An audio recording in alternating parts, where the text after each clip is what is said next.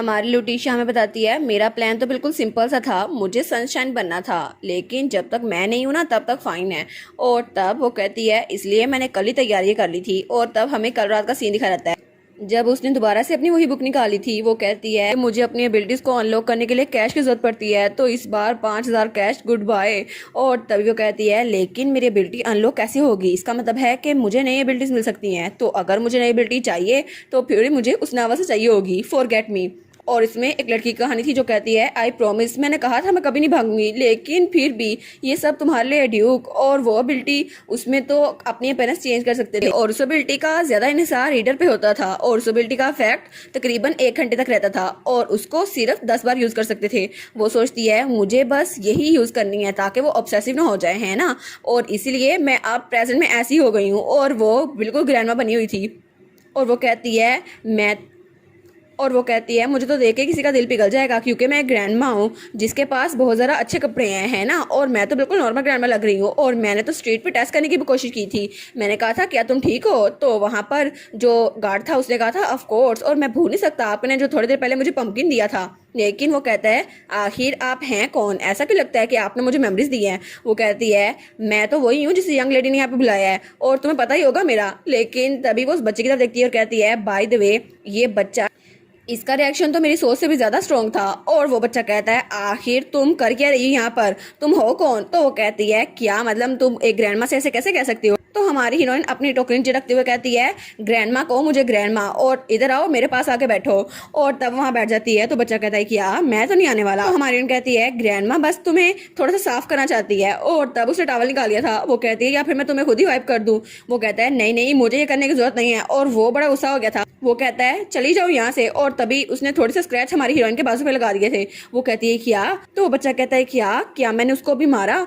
तो हमारी सोचती है अमेजिंग, ये तो कितना जरा उदास लग रहा है ना, इसने मुझे थोड़ी सी चोट पहुंचाई है, लेकिन वो तो बिल्कुल उसे एक पपी लग रहा था। वो सोचती है इसको देख कर तो मुझे ऐसा लग रहा है जैसे ऑब्सेसिव मेल लीड नहीं, ये तो क्यूट वाला मेल लीड बनेगा। और देखो सही से, और इसका रिएक्शन इतना बुरा भी नहीं है, लेकिन ट्रांसफॉर्मेशन ये तो 1 घंटे तक रहेगी, तो मुझे जरा जल्दी करनी होगी। वो कहती है ठीक है तुमने मेरे पास कोई चॉइस नहीं छोड़ी। वो कहता है क्या कोई चॉइस नहीं छोड़ी। तो तभी वो उसको अपने पास ले डाल लेती है। वो कहते हैं ये कैसे हो गया। और तब उसने उसकी टांगों को न्यूट्रलाइज कर दिया था, और इसकी वजह से वो बच्चा वहीं पे लेटा था और उठ नहीं पा रहा था। वो कहती है ठीक है आप ग्रैंडमा तुम्हारा ध्यान रखने की कोशिश करेगी।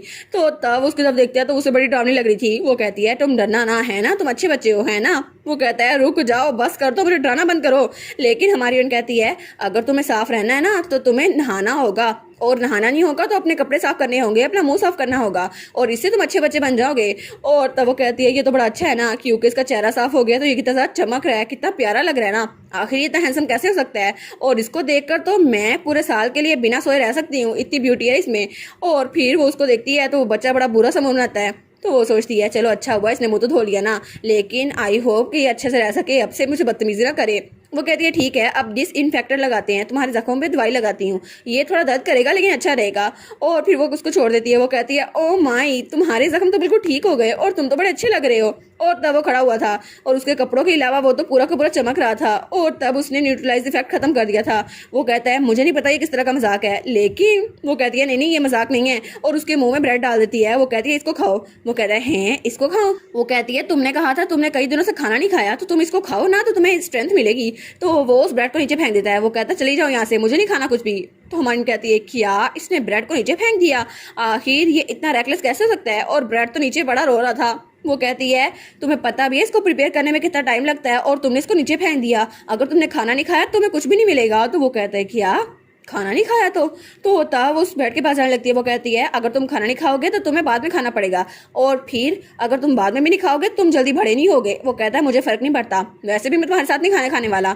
तो हमारी फ्रेंड्स बेड को उठाती है और कहती है ये तुम्हारे लिए एक जोक होगा, लेकिन मेरे लिए जोक नहीं है, अगर तुम अच्छे से खाओगे ना तो तुम्हारी बॉडी और माइंड दोनों हेल्दी रहेंगे। तो बच्चा कहता है आखिर तुम प्लॉट क्या कर रही हो। वो कहती है मैं तो कोई भी प्लॉटिंग नहीं कर रही, नॉर्मली जब तुम किसी ग्रैंडमा को देखो जो अच्छे बच्चों का ध्यान रख रहे हो तो तुम्हें उसका ध्यान रखना चाहिए, ठीक है, तो तुम इसको खा लो, और वैसे भी मेरे पास कोई बुरी थॉट नहीं है। और तब लुटीशिया वो तो स्माइल कर रही थी। वो कहती है इसको आराम से खाओ, और तुम्हें याद रहेगा कोई ग्रैंडमा आई थी तुम्हारे पास, और मैं तुम्हें गारंटी देती हूँ तुम अच्छे बच्चे बन जाओगे। तो वो बिल्कुल खामोश था, वो कुछ बोलता नहीं है। तो हमारी कहती है अगर तुमने इसको नहीं खाया ना तो मैं तुम्हें फिर से पैरालाइज कर दूंगी, और फिर तुम्हें जानबूझ के खिलाऊंगी। तो वो कहता है कि यार ये सब कुछ करना जरूरी है। और उसके बाद सुबह का सीन दिखा जाता है जब हमारी हीरोइन बाहर आ गई थी। वो कहती है एज एक्सपेक्टेड यहाँ पर कोई भी नहीं आया और मेरा सारा काम हो भी गया। और तब उसकी ट्रांसफॉर्मेशन एंड हो गई थी और फिर से अपने बच्चे वाली फॉर्म में आ गई थी। वो कहती है लेकिन अच्छा होता ना अगर हम चीज़ें ऐसी चलाई रखते। तो तब जाते हुए कहती है ठीक है, जो थोड़े से ब्रेड बच गए इसको मैं चिड़िया को डाल दूंगी ना। तो तभी वहाँ पर कोई आता कहता है लूलू। वो कहती है क्या अब कौन आ गया, क्या किसी ने मुझे बुलाया। तो वहाँ पर ड्यूक खड़ा था। वो कहती है फादर। तो ड्यूक कहता है लूलू आखिर तुम्हारे बाजू पर ये हुआ क्या है। और उसके पीछे जो गार्ड्स खड़े थे वो भी डर गए थे। तो मन कहती है क्या ये मेरे बाजू पर। तो उसके बाजू में वही छोटा सा स्क्रैच था। वो कहती है अरे हाँ ये तो स्क्रैच मुझे उस बच्चे ने दिया था ना, लेकिन मैं डैड को ही नहीं बता सकती।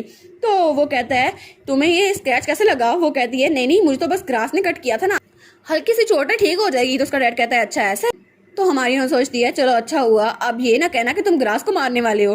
तो थोड़ी देर बाद उसको ड्यूक ने उठाया हुआ था। वो कहती है क्या, और वहां पर सारे के सारी माली और मालन थे। तो वो कहती है हैं इनके साथ क्या होने वाला है। तो ड्यूक के पीछे साथी कहते हैं एग्जीक्यूशन, इनको एग्जीक्यूट करें, इन्होंने घास नहीं काटी सही से और हमारी प्रिंसेस के वो घास चुभ गई। तो वो कहती है हैं घास चुभ गई। तो तब ड्यूक कहता है नहीं ऐसा कुछ नहीं होने वाला। तो हमारी सोचती है हाँ बिल्कुल ये अपनी बेटी के लिए पागल जरूर हो, लेकिन ये फैमिली का हेड है और इसके पास थोड़ी सी समझ बूझ तो होगी ना। तो ड्यूक कहता है ये काफी नहीं है, घास को काटने के अलावा मालियों को मारने के अलावा मेरी बेटी के रास्ते में जो भी घास आए सबको जला दो। तो हमारी कहती है क्या जला दो। तो फिर वो कहती है एक मिनट जला दो, लेकिन घास को जलाने से तो पूरा महल भी जल जाएगा, आप ऐसा कैसे कर सकते हैं डैड।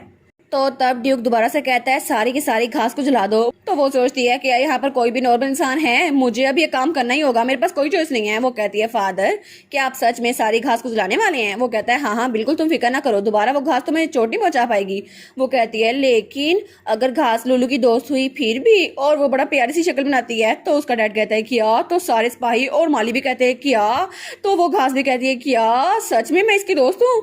और तब हमारी हीरोइन हमें बताती है लाइफ तो आजकल कुछ ज्यादा मीनिंगफुल लगने लग गई है, क्योंकि मेरा बिजनेस भी बिल्कुल स्मूथ चल रहा है और मेरे साथी यानी कि वाइकाउंट डेयर और ग्रैंडपा मेरी हेल्प कर रहे हैं और मेरी फैमिली के साथ भी मेरा टाइम बहुत ज़्यादा अच्छा चल रहा है, सब कुछ परफेक्ट है। लेकिन अब मुझे इस गार्डन को भी प्रोटेक्ट करना होगा। वो कहती है प्लीज़ आप लूलू के फ्लावर फ्रेंड्स को नहीं मार सकते ना। तो ड्यूक कहता है ठीक है लूलू के दोस्तों को ना मारो। तो सब लोग कहते हैं हुर्रे, मिस। तो वो घास भी कहती है हुर्रे। तो वो कहती है ऑफ कोर्स मेरा वही प्लान उस बच्चे के साथ भी था, मैं सब कुछ परफेक्ट करने वाली हूँ। तो वो बच्चा कहता है मैंने तुम्हें कितनी बार कहा है यहाँ से दफा हो जाओ। और वो तो बिल्कुल अग्रेसिव था, जो उससे मिलता था तो वो वहाँ पर अपने कपड़े बदल के आई थी अगले दिन। वो सोचती है हालांकि ये तो बैठा भी इतनी दूर हुआ है। वो कहती है आज तुम्हारी कोई टेंशन नहीं है कि तुम मुझे अपना नाम बताओ, वैसे भी मैं हर बार तुम्हें बदमाश बच्चे नहीं कह सकती। वो कहता है जो भी है जो मर्जी बुलाओ मुझे।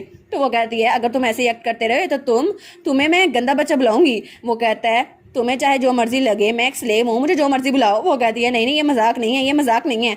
तो तब वो उसको कुछ नहीं कहता, वो तो बिल्ली बना वहाँ पे बैठा हुआ था। वो सोचती है मैं तो इसका नाम खुद से भी डिसाइड नहीं कर सकती ना। तो वो कहती है ग्रैंडमा तुम्हारे लिए बाद में एक नाम चूज कर देगी। वो कहता है क्या एक स्लेव के लिए नाम चूज करना है। तो वो कहती है क्या हुआ, स्लेव ह्यूमन नहीं होते, और वो तो हमारी लूलू बनी हुई कह रही थी। तो वो बच्चा सोचता है क्या ये मुझे इंसान समझती है। तो तब वो कहता है कब। तो वो कहती है क्या। तो तब उसको इग्नोर कर देता है। तो मैंने सोचती है क्या ये कह रहा है कि मैं इसका नाम रख दूं। तो तब हमारी लुटीशिया कहती है मैंने सुना था कि इस घर की लेडी यानी कि वो प्रिंसेस तुम्हारे साथ बहुत ज्यादा मीन है, क्या ये सच है। तो वो बच्चा स्माइल करता है और कहता है हाँ वैसे भी उसने कहा था कि वो मुझे एक डॉल में बदलने वाली है, क्योंकि वो बहुत ज़्यादा जालिम है और वो मुझे एक स्लेव की तरह ट्रीट करेगी। तो वो कहती है क्या मैंने तो ऐसा कुछ भी नहीं कहा था, ये ऐसा क्यों कह रहा है। लेकिन वो कहता है उसने कहा था कि मेरा फेस बहुत ज़्यादा प्रिटी है तो वो मुझे खेलने के लिए इस्तेमाल कर सकती है। वो सोचती है नहीं मैंने ऐसा कुछ भी नहीं कहा था, ये पता नहीं ऐसा क्यों सोच जा रहा है। तो तब हमारी हीरोइन कहती है नहीं वो तो अभी बहुत ज़्यादा छोटी है, उसने ऐसे ही बोल दिया होगा, वैसे भी तुम्हें ये सब कुछ भूलना चाहिए, ठीक है जल्दी से भूल जाओ उसको। तो तब वो बच्चा कहता है मुझे नहीं पता, शायद उसका कॉन्फिडेंट और थ्रेटनिंग लुक वो किसी बच्चे का नहीं था, वो सच में बहुत ज़रा बड़ी है और बहुत ज़रा खतरनाक भी। तो वो कहती है क्या मैं बहुत ज़रा खतरनाक हूँ, लेकिन इसको ऐसा क्यों लगता है। और उसकी तरफ से डेंजर बढ़ रहा था। वो कहती है ये तो मुझे कुछ और ही समझे हुए है। वो कहती है अगर तुम यहाँ से बाहर निकल गए तो क्या करोगे तुम, क्या तुम उससे रिवेंज लोगे। तो वो कहता है हाँ कौन जाने, क्या पता मैं ऐसे करूंगा। लेकिन तभी उसको नींद आ गई थी और वहां पे सो गया था। वो कहती है हैं ये सो गया ऐसे ही अचानक इस टाइम, लेकिन ये सो कैसे सकता है।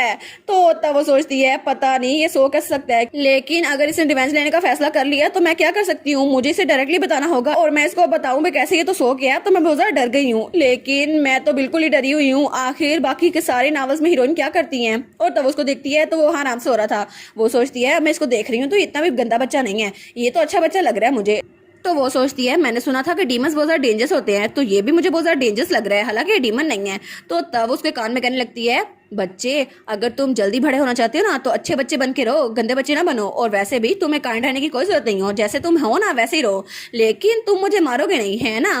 तो तब वो बच्चा बिल्कुल भी रिस्पॉन्स नहीं देता। वो सोचती है, एक मिनट, अगर मैं अनकॉन्शियसली इसका ब्रेन वॉश करूं तो क्या पता ये मेरी बात मान जाए, है ना? तो तब उसके कान के पास आती है और कहने लगती है, लुटीशिया को ना मारना, लुटीशिया फेराथन को बिल्कुल ना मारना, उसको बिल्कुल ना मारना, लुटीशिया तुम्हारी दोस्त है, उसको ना मारना। और उसके कान में बड़बड़ाई जा रही थी। वो कहती है, तुम्हें एक अच्छी लड़की से मिलना होगा और फिर उसके साथ अपना घर बसाना होगा, ठीक है? अच्छी हैप्पी एंडिंग। और लुटीशिया को ना मानना, उसके साथ तो कोई भी पंगा ना लेना। और वो तो बोली जा रही थी, लेकिन वो बच्चा को रिस्पॉन्स देता। वो कहती है, ठीक है, अभी के लिए इतना काफी है ना? और वो बच्चा वहां पे आराम से सो जा रहा था। लेकिन तभी हमें कुछ देर बाद का सीन दिखाता है और उसी बच्चे की आंख खुलती है। वो कहता है, क्या मैं सो गया था? और तब उसके ऊपर वही चादर थी। तो वो सोचता है, मैं सो गया लेकिन मुझे पता नहीं चला मैं कैसे सो गया, और मैं उस दिन से लेकर अब तक सो नहीं पाया। जब से मैं यहाँ पर आया हूँ मैं सो ही जा रहा हूँ, पता नहीं क्यों। और वो लड़की जो मुझे ऑक्शन हाउस में दिखी थी और उसने कहा था गुड बाय, आराम से रहना, लेकिन मुझे उसकी आवाज़ सुनाई दे गई थी, पता नहीं ऐसा क्यों था। लेकिन उसने अपने फादर से कहा कि ये किसी को मारना नहीं चाहता, अगर उसको मारना होता तो सबको मार दिया होता। और मैं बहुत ज़्यादा खुश था कि उसने मेरी पहचान कर ली, और वो जानती थी मैं किसी को मारना नहीं चाहता, लेकिन फिर भी मैं बहुत ज़्यादा सरप्राइज था। लेकिन जब वो मुझसे मिलने आई और उसने कहा स्लेव्स वो तो अपने मास्टर के ताबे होते हैं, तो मुझे लगा वो भी बिल्कुल बाकियों की तरह है। और वैसे भी उसने कहा था उसके पास पावर है मेरी लाइफ और डेथ की, तो उसके एक्सप्रेशन मुझे ऐसा लगता था वो मुझे सच में मारना नहीं चाहती, लेकिन वो मुझे कैद करके रखना चाहती है।